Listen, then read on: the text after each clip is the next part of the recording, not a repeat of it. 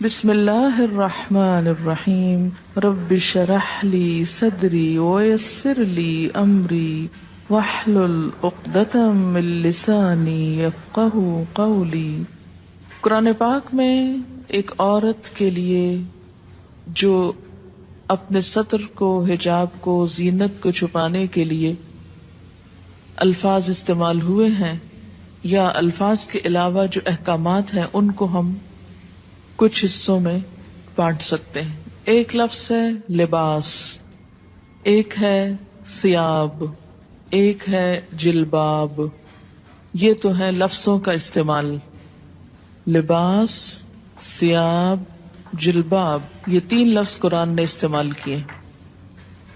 لباس کہتے ہیں اس کپڑے کو جو جسم ڈھانکتا ہے، لباس، ڈریس جس کو آپ کہتے ہیں، جیسے شرٹ ہے، پاجامہ ہے، جو جسم کے ساتھ لگا ہوتا ہے۔ ثیاب اور جلباب وہ کپڑا ہے جو لباس سے اوپر ہوگا۔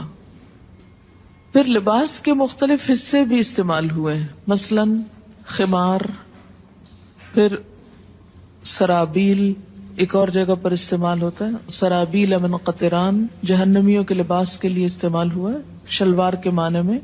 اسی طرح قمیص، تو ایک ہے قمیص جو اوپر کا لباس ہے، پاجامہ یا شلوار جو ہے وہ اس کو مکمل کرتا ہے۔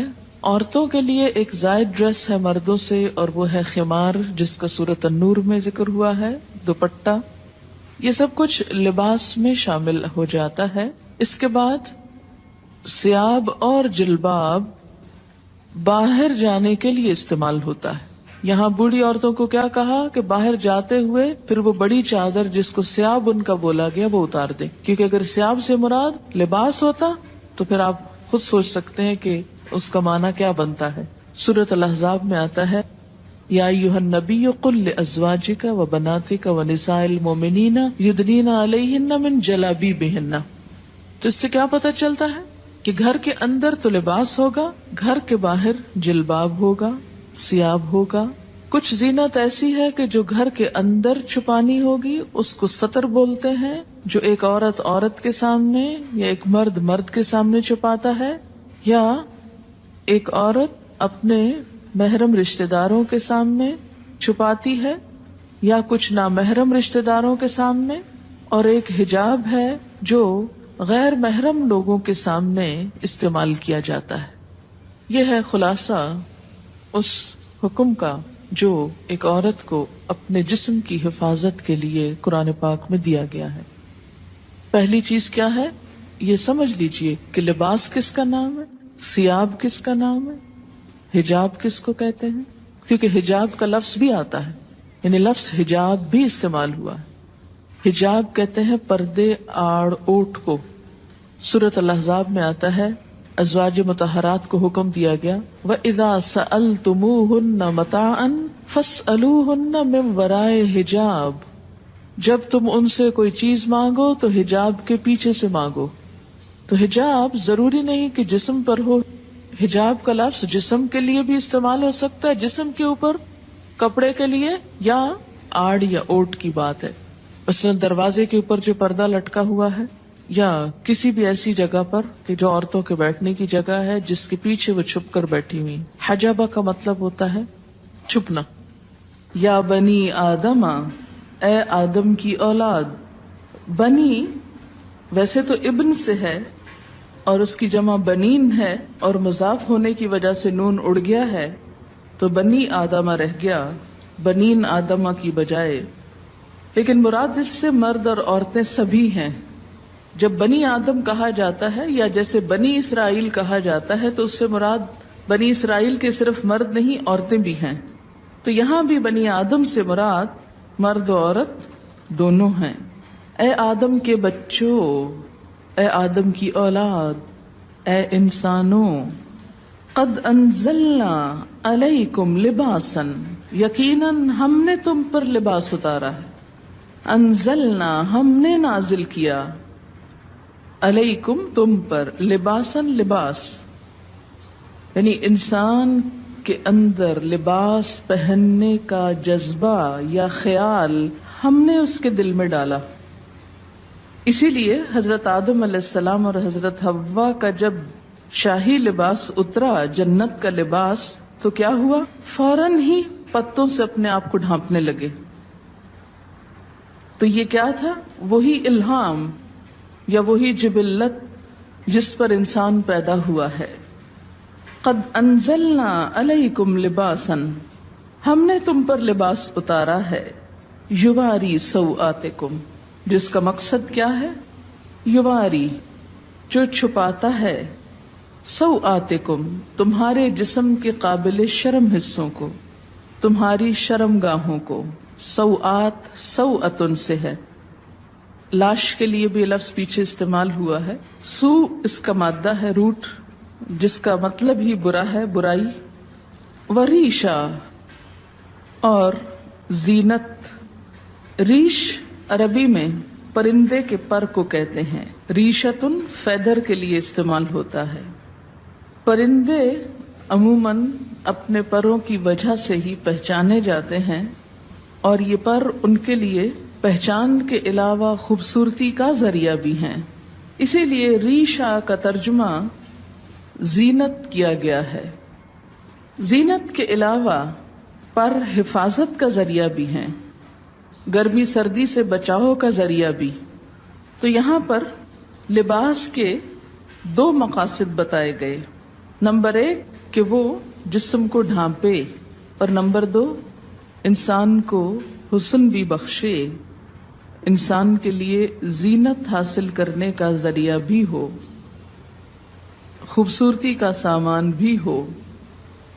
عموماً ہمارے ہاں یہ تصور پایا جاتا ہے کہ اگر کوئی شخص نیک ہے، پارسا ہے، تو اسے کھدر کا لباس پہننا چاہیے، یا بے ڈھنگا لباس ہونا چاہیے، یا اس کے ساتھ خوبصورتی کا کوئی تعلق نہیں. قرآن کی یہ آیت اس تصور کی تردید کرتی ہے. اگرچہ یہ ضرور ہے کہ لباس سادہ ہو، کمفرٹیبل ہو، انسان اسے پہن کر کام کر سکے، لیکن یہ نہیں کہا گیا کہ وہ دیکھنے والے کی شخصیت کو بدنما کر دے. جہاں تک یواری سوآتکم کا تعلق ہے تو لباس کی 2 چیزیں بتائی گئیں کہ وہ شفاف نہ ہو، وصاف نہ ہو. شفاف کا مطلب کیا ہے؟ ٹرانسپیرنٹ نہ ہو. یواری، چھپائے. اگر کوئی لباس جسم کو چھپاتا نہیں، یواری کی صفت پوری نہیں کرتا، تو وہ بھی اسلامی لباس نہیں. اور دوسرا وصاف نہ ہو. وصاف کا کیا مطلب؟ اتنا ٹائٹ نہ ہو کہ جس سے جسم کے اعضاء الگ الگ نظر آنے لگے. نہ مردوں کے لیے یہ پسندیدہ ہے اور نہ ہی عورتوں کے لیے. اب آپ دیکھیں کہ یہ جو شرط لگائی گئی، یواری، جو چھپائے. اب ذرا سب اپنے اپنے لباس کو دیکھیں، کیونکہ بخاری اور مسلم کی حدیث ہے، صنفان من اہل النار لم ارہما، آگ میں جانے والوں کے 2 گروہ جنہیں میں نے نہیں دیکھا. ایک گروہ ان میں سے مردوں کے بارے میں ہے، ظالم حکمرانوں کے بارے میں ہے، اور دوسرا عورتوں کے بارے میں ہے. حدیث کے الفاظ ہیں، یہ میرے الفاظ نہیں کہ مت سوچیں کہ آپ یہ کیسی باتیں کر رہی ہیں اور ہم کو یہ ڈرا رہی ہیں اور یہ کہہ رہی ہوں. میں تو کوئی حیثیت نہیں رکھتی کہ آپ کو کچھ بھی کہوں. نبی صلی اللہ علیہ وسلم کے الفاظ ہیں، اور جو آپ پر ایمان لاتا ہے آپ کی بات کو بھی اسے ماننا چاہیے، ورنہ تو ماننے کا کوئی مقصد نہیں.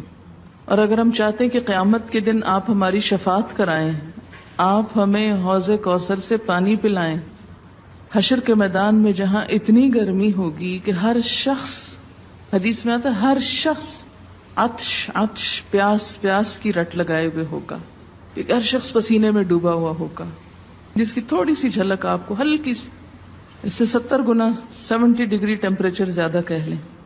سورج قریب ہوگا، کوئی چھت سایہ بھی نہ ہوگا سوائے رحمان کے عرش کے سائے کے، کہ جس کے نیچے مخصوص لوگ جا سکیں گے، ہر ایک نہیں پہنچ سکے گا وہاں. تو آپ صلی اللہ علیہ وسلم اپنی امت کو حوض کوثر سے پانی پلائیں گے، اور جس کو ایک دفعہ پلائیں گے دوسری دفعہ اس کو پیاس نہ لگے گی.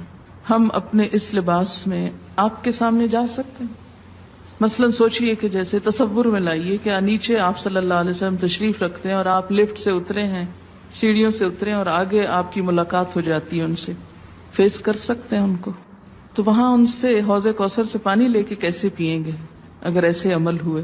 آپ نے فرمایا نساء کاسیات عاریات، نساء عورتیں، کاسیات لباس پہنے ہوئے، کاسیہ کسوہ سے ہے، کاسیات عاریات، عاریہ عورت سے، عاریہ ننگی، عریانی سے، ایسی عورتیں جو لباس پہن کر بھی ننگی ہوں گی، obviously یعنی جسم اس میں سے جھلک رہا ہوگا. نساء کاسیات عاریات رؤوسہن کاسمنۃ البخت، ان کے سر اونٹ کی کوہان کی طرح اونچے اٹھے ہوئے ہوں گے. ہیئر سٹائل کی طرف اشارہ ہے کہ ان کے سر اونچے اٹھے ہوئے ہوں گے. کس طرح؟ جیسے اونٹ کی کوہان اٹھی ہوئی ہوتی، کوہان اس کی ہم کو کہتے ہیں نا وہ ابھرا ہوا حصہ ہے. فرمایا لا يدخلن الجنت، یہ جنت میں داخل نہ ہو سکیں گی، ولا یجدن ریحھا، اور اس کی خوشبو بھی نہ پا سکیں گی، حالانکہ اس کی خوشبو دور دور تک پھیل رہی ہوگی. تو قرآن کا یہ حکم ہمیں کیا بتاتا ہے کہ ہم ایسا لباس پہنیں جس سے ہمارے سطر ڈھک جائیں. اسی لیے ہمیں جو دعا سکھائی گئی لباس پہن کر وہ کیا ہے؟ الحمدللہ الذی کسانی، اللہ کا شکر جس نے مجھے لباس پہنایا، ما اواری بہی عورتی، جس سے میں اپنی عریانی کو چھپا سکتا ہوں. تو اس دعا میں بھی یہی لفظ ہے وَأَتَجَمَّلُ بِهِ فِي حَيَاتِي، اور میں اپنی زندگی میں اس سے خوبصورتی حاصل کرتا ہوں. تو لباس کا دوسرا مقصد کیا ہے؟ وریشا، خوبصورت لباس ہو. خوبصورتی پسندیدہ ہے، لباس میں ڈیزائننگ میں حرج نہیں. ایک آدمی نے پوچھا یا رسول اللہ صلی اللہ علیہ وسلم، ایک آدمی کو یہ پسند ہے کہ اس کا لباس خوبصورت ہو، تو کیا یہ تکبر ہے؟ آپ نے فرمایا ان اللہ جمیل، بے شک اللہ خوبصورت ہے، یحب الجمال، خوبصورتی کو پسند کرتا ہے. اللہ تعالیٰ خود خوبصورت ہے، خوبصورتی کو پسند کرتا ہے. تکبر تو حق کو نہ ماننے اور دوسروں کو حقیر سمجھنے کا نام ہے. تکبر کیا ہے؟ حق کو نہ ماننا، بات سمجھ بھی آ جائے قبول نہ کرنا. جیسے آج یہ بات ہوئی، اب آپ میں سے کچھ لوگ اپنے عمل کو بدل لیں گے اور کچھ پرواہ بھی نہیں کریں گے، کوئی نہ کوئی تعویل ڈھونڈ لیں گے. کسی کا تو کچھ نقصان نہیں اس میں، ان کا اپنا ہی ہے. فرمائے تکبر تو حق کو نہ ماننا اور دوسروں کو حقیر سمجھنا ہے. البتہ شہرت کے لیے لباس پہننے پر وعید ہے. شہرت کا لباس، دکھاوے کا، دوسروں کو مروب کرنے کا. حدیث پاک میں ہے من لبس ثوب شہرت فی الدنیا البسہ اللہ ثوب مذلت یوم القیامہ، جو شخص دنیا میں شہرت کا لباس پہنے گا اللہ قیامت کے دن اسے ذلت کا لباس پہنائے گا. مشکات کی روایت ہے لباس قیمتی بھی ہو سکتا ہے لیکن اپنی حیثیت کے مطابق، اسراف نہ ہو. یہ نہیں کہ کھانے کو ہے نہیں اور ساری آمدنی لباس پر لگ رہی ہے، پوری کی پوری تنخواہ خواتین کی صرف لباس کی خریداری میں چلی جائے تو یہ اسراف ہوگا. مثلاً آپ صلی اللہ علیہ وسلم نے ایک مرتبہ ایک چادر پہنی جس کی قیمت 1000 روپے کے برابر تھی. اب 1000 روپے کی ویلیو بھی بدلتی رہتی ہے. اسی طرح امام ابو حنیفہ رحمت اللہ علیہ کی ایک چادر تھی جس کی قیمت 400 اشرفیاں تھی. 400 اشرفیاں. اشرفی کس کا سکہ ہوتی؟ سونے کا. تو اس سے آپ اندازہ لگائیں کہ کتنی مہنگی ہوگی. خاص خاص موقعوں پہ پہنتے تھے. اس کا یہ مطلب نہیں کہ ہم لاکھوں کا دلہن کا جوڑا بنا کے بیٹھ جائیں کہ امام ابو حنیفہ کی چادر ایسی تھی. وہ جوڑا اور اس میں بہت فرق ہے. مسند علم پر قیمتی لباس پہن کر بیٹھنا وہ اور چیز ہے، لیکن ایک دکھاوے کے لیے، ایک ریاکاری کے لیے، دوسروں پہ روب جمانے کے لیے اتنا پیسہ خرچ کرنا بالکل مختلف چیز ہے. امام مالک کے حالات زندگی میں آپ نے پڑھا ہوگا کہ وہ جب حدیث کے درس کے لیے آتے تھے تو روزانہ نیا جوڑا پہنتے تھے اور ایک دفعہ پہننے کے بعد اس کو صدقہ کر دیتے تھے. یعنی جو لباس ایک دفعہ پہنتے تھے وہ دوبارہ نہیں پہنتے تھے. نہایت خوبصورت، صاف ستھرا، عمدہ لباس ہوتا. جب ان سے پوچھا گیا کہ آپ ایسا کیوں کرتے ہیں تو وہ کہتے کہ نبی صلی اللہ علیہ وسلم کی حدیث یا آپ کی مجلس کے وقار کے لیے، کیونکہ ہر مجلس کا ایک وقار ہوتا ہے. اتنے بڑے انسان کے نام پر قائم کی ہوئی مجلس میں سب سے بہترین لباس پہنتا ہوں، اور جب مجلس ختم ہوتی لباس اتارتے اور صدقہ کر دیتے، اپنے شاگردوں کو دے دیتے. ان کے ہاں ایسا ہوتا تھا کہ مختلف لوگ مسلسل آتے، کچھ عرصہ رہتے، ان سے سیکھتے، پھر آگے چلے جاتے. تو یہ طالب علم بھی ہوتے تھے، مسافر بھی ہوتے تھے، اور ان کے پاس یہ لباس کہاں سے آتے تھے؟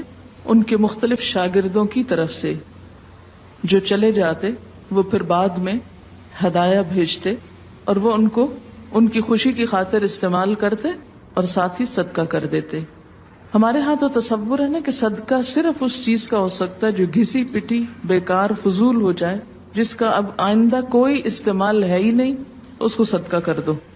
لیکن کوئی چیز جو استعمال کے تھوڑے سے بھی قابل ہو اسے رکھے رکھو، چاہے استعمال کا موقع ملے یا نہ ملے.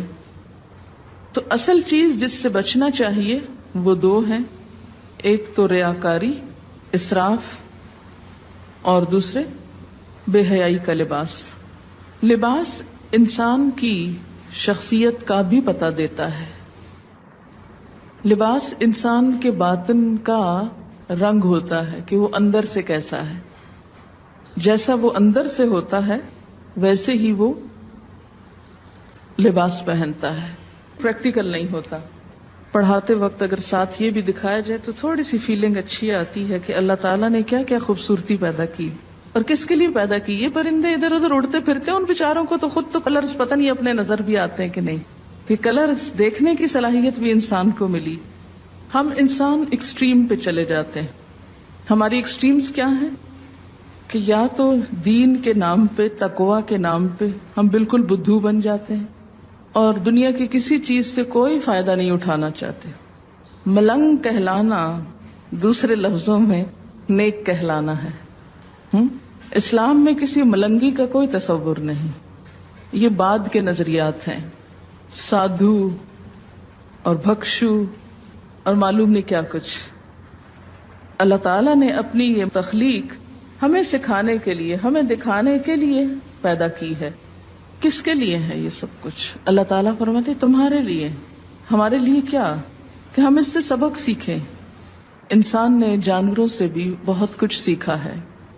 اپنی حیثیت کے اندر رہتے ہوئے، اپنی شخصیت کے مطابق ساتر لباس، خوبصورت لباس، خواہ پینٹنگ ہو، کڑھائی ہو، مکیش ہو، تلہ ہو اور کچھ اور ہو جو آپ کو آتا ہے اور مجھے نہیں آتا، یہ سب کچھ منع نہیں ہے، لیکن موقع کی مناسبت سے، حدود کے اندر رہتے ہوئے اور پہلی شرط مانتے ہوئے. یواری سوآتکم. معلوم نہیں شیطان نے ہمیں کیوں سجھا دیا کہ ننگا ہونا زیادہ خوبصورتی ہے اور جسم کی نمائش کو خوبصورتی بنا دیا. سی تھرو کپڑے پہنانا زیادہ عقل مند کہلانے کا سبب سمجھایا، حالانکہ ایسا نہیں ہے.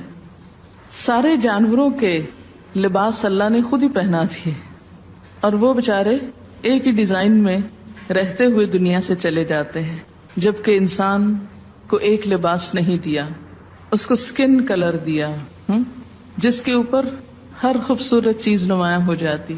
آپ دیکھیں نا سکن کلر کا کارپیٹ ہو تو اس کے اوپر فرنیچر کتنا نکھرتا ہے.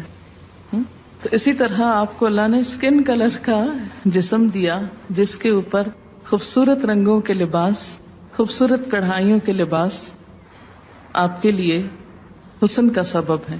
یہی اگر آپ کی سکن بلو کلر کی ہوتی تو آپ کتنے لمیٹڈ کلرز پہن سکتے تھے، کیونکہ بلو کے اوپر ہر کلر پھر سوٹ نہیں کرتا. اسی طرح اگر آپ گرین ہوتے، سوچے نا تھوڑا سا، تو کیا نظر آتے. کتنی وسیع چوائس دی ہے اللہ نے آپ کو. ہم شکر نہیں کرتے، شکر نہیں بجا لاتے. اور آپ کو معلوم ہے کہ ایک پرندے پر تقریباً 10,000 مختلف قسم کے پر ہوتے ہیں.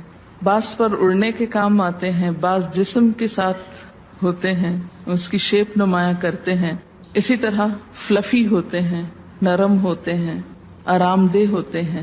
تو لباس بھی اگر آرام دہ ہو، نرم ہو، سلکی ہو، کمفرٹیبل ہو تو اس میں حرج نہیں، گناہ کی بات نہیں.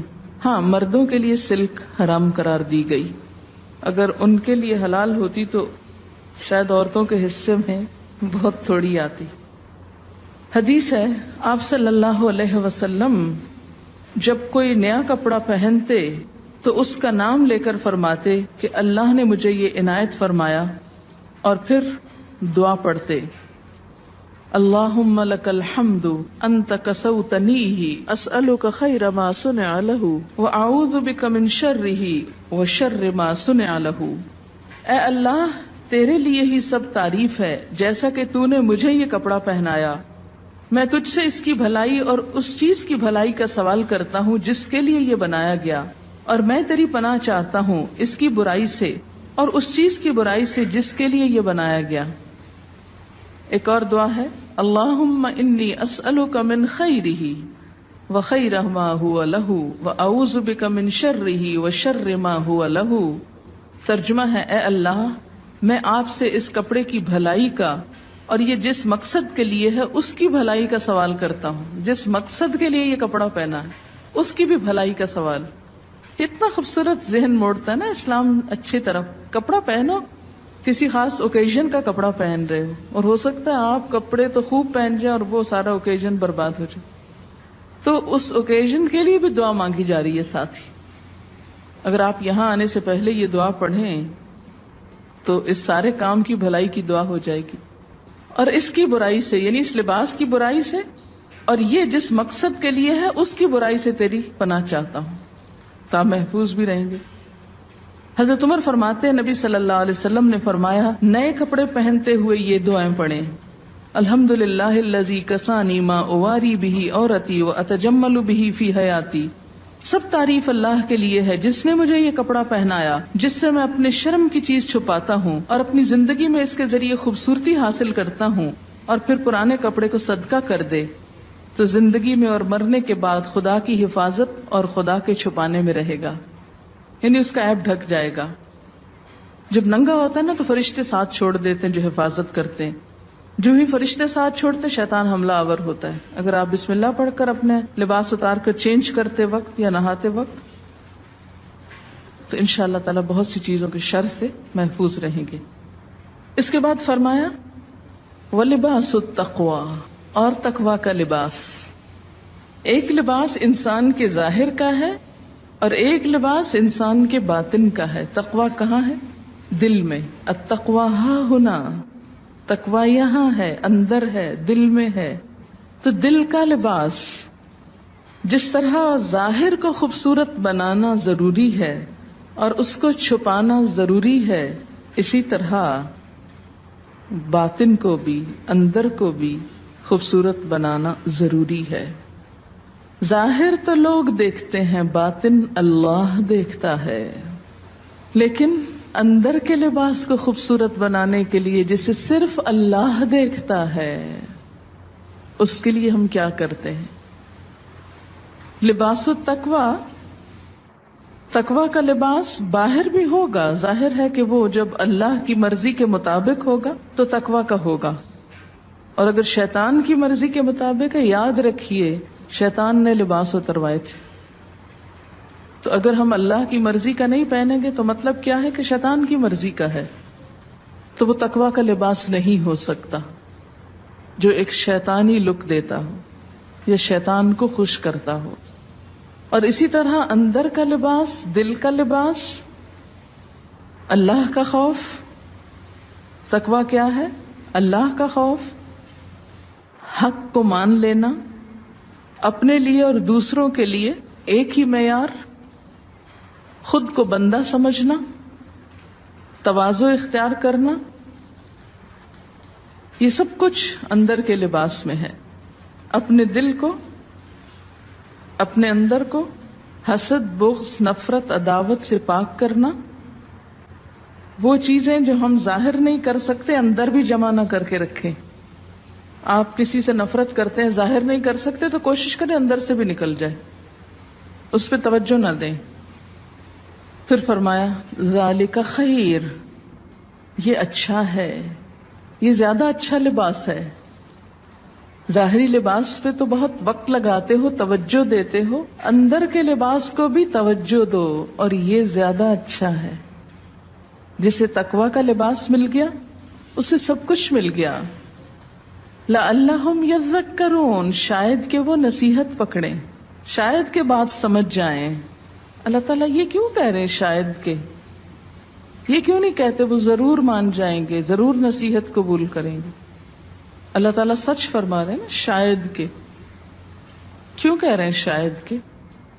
اس لیے کہ ہم ہیں ہی ایسے کہ جن سے شاید ہی کی توقع ہے، شاید یہ کر لیں، ضروری نہیں کہ کریں، اور اللہ کو تو کوئی پرواہ نہیں، نہ بھی کریں.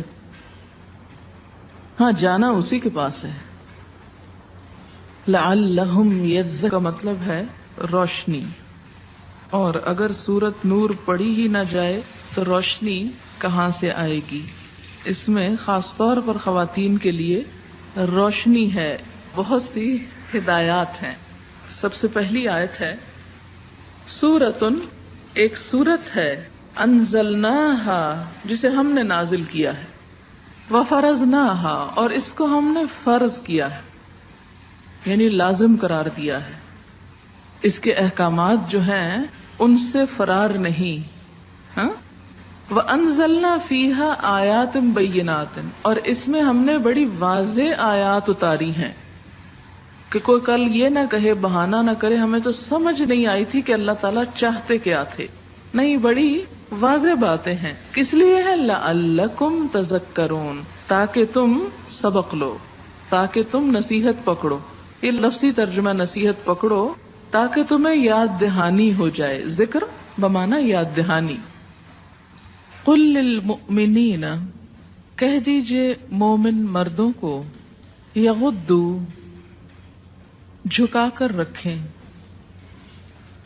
من ابصارہم، اپنی نگاہوں میں سے، ویحفظوا، اور حفاظت کریں، فروجہم، اپنی شرمگاہوں کی.